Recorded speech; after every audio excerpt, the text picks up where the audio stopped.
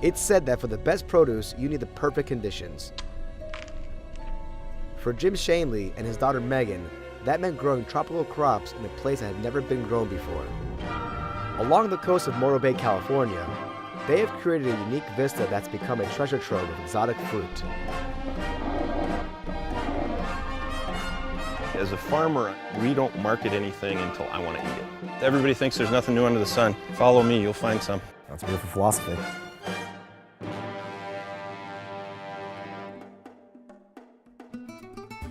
All right, and what are we looking at here? We're looking at the agriculture in the canyon. Several of our neighbors have avocado groves over here that they ship with us in our Morro Bay avocado program, and directly beneath us here on this hillside we have a finger lime grove. So you guys are most known for avocados. Oh, you know, I wouldn't say that. I'd say that we're known as being different than everybody else. All right, I like that even better. Yeah. And what makes it different? We promote something called layered agriculture. If you have water resources in addition to a standard orchard crop, you can use resources you don't really know you have to interplant other crops. Well, we're obviously going through avocados, sort of standard fare relative to all the other things that we do, but avocados are increasingly popular. Everybody now eats them, everybody knows what they are. Yeah. When I put these trees in the ground, that wasn't true. Some people don't know this, but there's no such thing as a tree-ripened avocado. The ripening process doesn't start until the connection between the stem and the avocado is broken. So you can actually see one that's got a black blush to it, but that doesn't mean it's ripening. It usually means it's getting a little bit of direct sunlight. This is the world's northernmost coffee plantation. It's never been planted this far north before. The first coffee plants, we did 17, all different varieties. This is an example also of layered agriculture where these avocado trees, in nature, coffee is an understory plant. It does best when it receives some shading from sun, shading from wind, but I put these right next to the avocado trees because I can get a second shot at the water and nutrients that might escape the root system of the avocado. There's 2 coffee beans in there and you can eat everything in there. Here.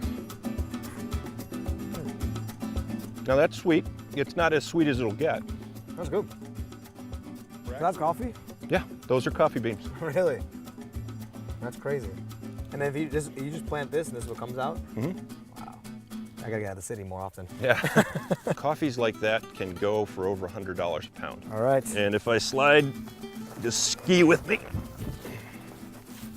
Oh, if I fall, it'd be cinema gold. All right, and here's our next little item that you can't see right now, but what you can see is this avocado tree doesn't look nearly as good as that one.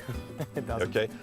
So what we did is we've got this dragon fruit plant, which in nature needs a symbiote. It finds something that it can run up, and it will grab on. I'll take you in here, and it's kind of cactus-like.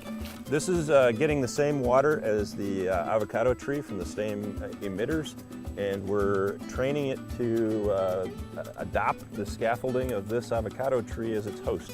Layered agriculture is full of symbiotic relationships. The reason that I got into this specialty portion of agriculture, all the things that you're seeing, were the finger limes. We've been shipping the finger limes for 5 years, really trying to get the word out, but it is a brand new citrus here in the US. It was originally from Australia. We got a hold of the first ones and we're the first farmers to plant finger limes in California. Okay, yeah. so it's completely new. Right. All right, so now it's 10 years ago. Yeah. And now you're producing finger limes. Yep. And that's that's what we do. Every single leaf comes paired at its base with a thorn.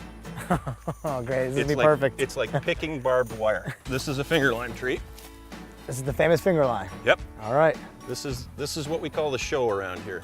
The Australian native nature of the plant means it grew up in isolation, so genetically it's different than a lemon or a lime. It's not related. Not related. No, just it's a nickname. it's in a It's a different genus. micro citrus. Okay, why the lime? Why call it finger lime? Just sort of. The first people who found them were Aborigines. They thought it tasted like something you should put in gin, so it was a lime. Oh, you're right. Every leaf has a thorn.